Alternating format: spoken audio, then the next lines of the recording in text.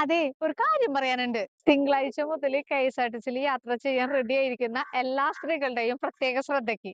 പ്രിയദർശിനി പദ്ധതിയുമായി ബന്ധപ്പെട്ട് സ്ത്രീകൾക്കുള്ള സൗജന്യ യാത്രയുടെ ഉദ്ഘാടനം 15-ാം തീയതി രാവിലെ 8:30 സ്റ്റേറ്റ് ലെവലിൽ നമ്മുടെ മുഖ്യമന്ത്രി ഉദ്ഘാടനം ചെയ്യുന്നു. അതിനുശേഷം ജില്ലാടിസ്ഥാനത്തിലും ഡിപ്പോകളിലും 9 മണിക്കാണ് നടക്കുന്നത്. ഈ സമയം മുതലാണ് സൗജന്യ യാത്ര ലഭ്യമാകുന്നത്.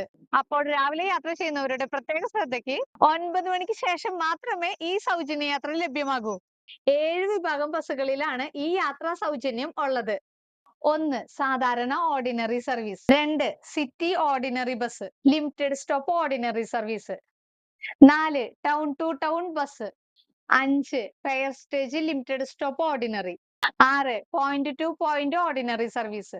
7. ഗ്രാമവണ്ടി സർവീസ്. സൗജന്യമുള്ള വണ്ടികളെ തിരിച്ചറിയാൻ ബസ്സുകളുടെ ഡോറുകളിൽ പ്രിയദർശിനിയുടെ സ്റ്റിക്കർ ഉണ്ടായിരിക്കും. മാത്രമല്ല വണ്ടികളുടെ ഫ്രണ്ടിലും ബാക്കിലും പ്രിയദർശിനിയുടെ സ്റ്റിക്കർ ഉണ്ടായിരിക്കും. ഈ വീഡിയോ എല്ലാ വനിതാ യാത്രക്കാരുടെയും അറിവിലേക്കായി ഒന്ന് ഷെയർ ചെയ്യണേ. അപ്പൊ നമുക്ക് നമ്മുടെ യാത്ര തുടരാം.